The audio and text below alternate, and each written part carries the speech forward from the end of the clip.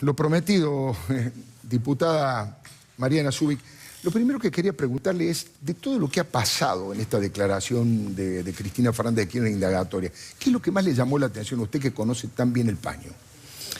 Bueno, en realidad no me llamó la atención. Esto lo viene haciendo no solo ella, sino todas las personas que están, algunos presos, otros involucrados, imputados o procesados en esto que se ha denominado la ruta del dinero acá o en la asociación ilícita. Fue pour le galerie, ¿no? Fue más, diría que un guión para el Maipo que una declaración para la justicia. Ella, por supuesto, no aceptó preguntas del juez. Y lo mismo que planteó, estuve leyendo su declaración ante el juez, fue para la tribuna fuera en los medios de comunicación. Nosotros de todas formas no conversamos ni dialogamos con Cristina Fernández de Kirchner mediante los medios de comunicación.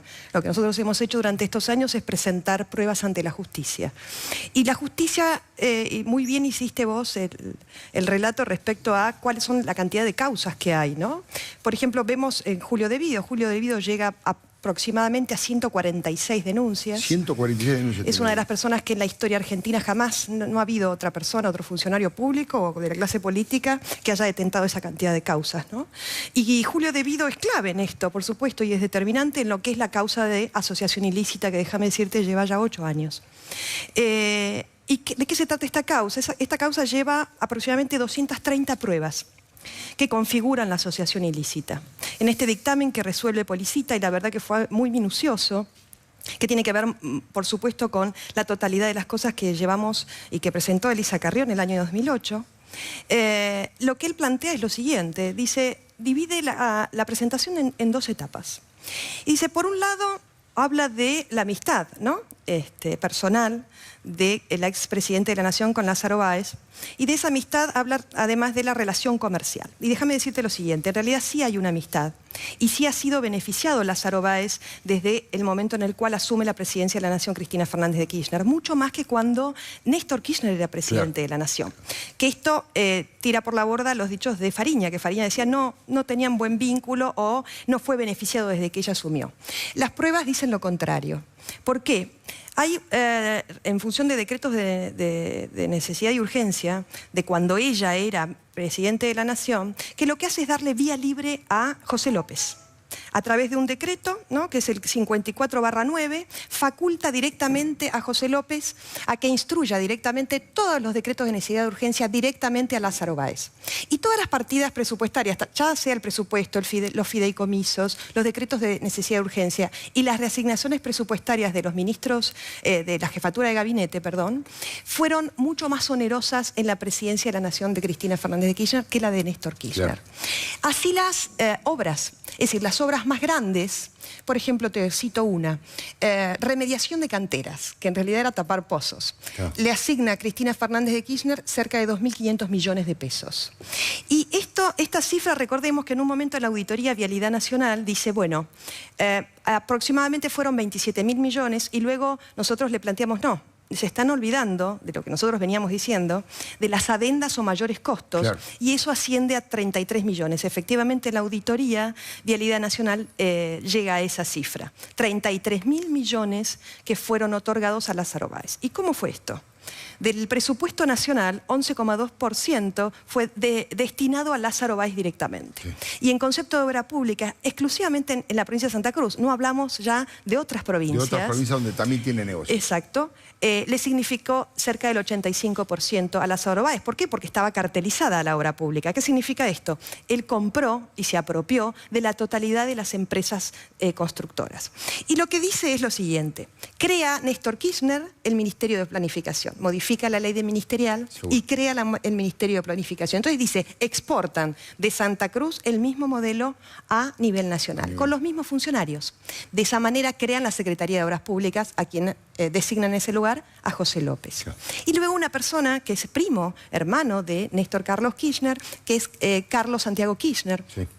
Esta persona va a un lugar que es clave, que tiene que ver con el lugar donde de esa manera lo que hacían era los certificados de obra los certificados para habilitar a las empresas constructoras que iban a ser las que iban luego a compulsar en las licitaciones. Es decir, el primo hermano de Néstor Kirchner era el que elegía y decidía cuáles eran las empresas constructoras. Ahora, ¿cuál fue la empresa constructora que durante 12 años tuvo un crecimiento exponencial a diferencia de cualquier otra?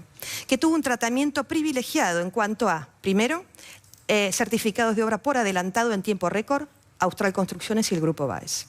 ¿Cuál fue la empresa constructora que fue pagado estos certificados de obra por adelantado? Austral Construcciones, el Grupo Báez.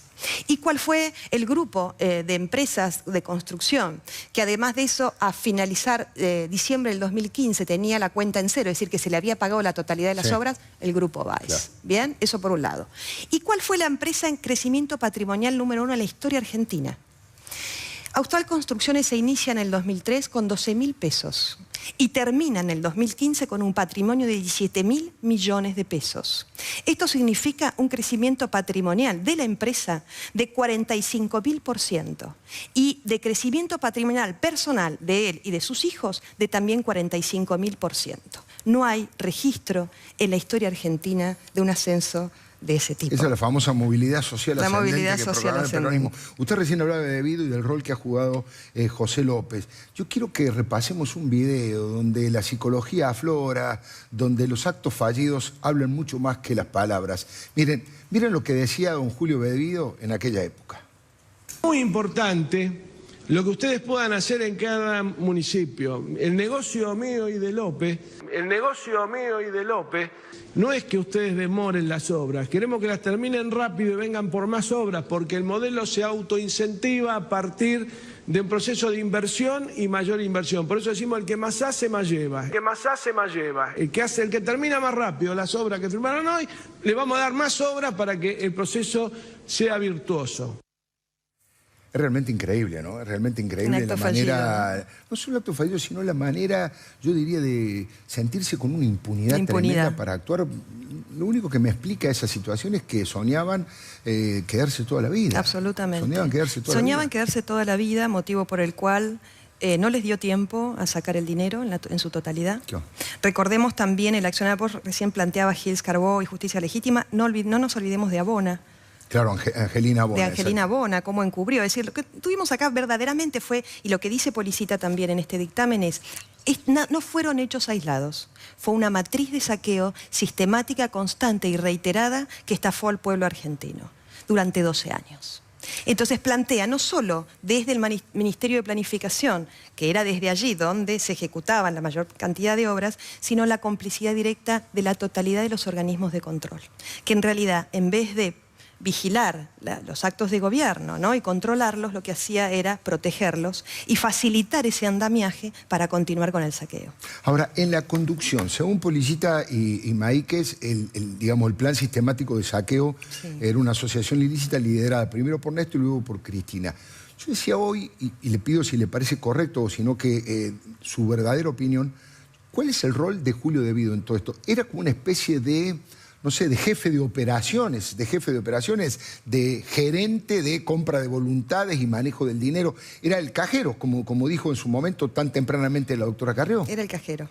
Vos tenías el cajero, que era el ministro de Planificación. Y no nos olvidemos de lo siguiente, no solo en materia de obra pública nacional, también está involucrado en todo lo que tiene que ver con la importación de full oil y gasoil en la República Argentina.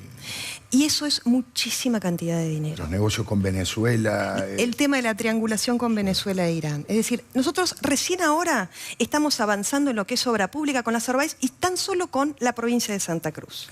Estamos ahora evaluando e investigando, es muchísima la cantidad de información, el resto de las obras en el resto del país. Ahora, en materia de importación de full oil y gasoil, estamos hablando de 3 veces la cifra que estamos hablando en estafa en concepto de obra pública.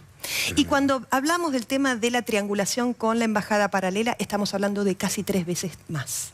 Y no nos olvidemos de el papel de Cristóbal López en todo esto. Porque cuando Elisa Carrió plantea la asociación ilícita, dice Néstor Carlos Kirchner en ese momento como cabeza de esa asociación ilícita, y luego el ministro Julio de Vido, Rudy Ulloa. No nos olvidemos de Rudy Ulloa, que tiene una vinculación directa con Tomeo y Gallo, que esto se va a saber muy pronto. ¿Ah, sí? Sí. Y luego Cristóbal López, Lázaro Báez, José Francisco López. José Francisco López, Claudio Uberti. Recordemos Claro, también Claudio al valijero Claudio Uberti. Y lo que teníamos era José López, es decir, quien manejaba de forma discrecional y ponía y marcaba era Julio De Vido. Quien ponía la cara era José López, que terminó preso. Claro. Es decir, ¿quiénes están presos?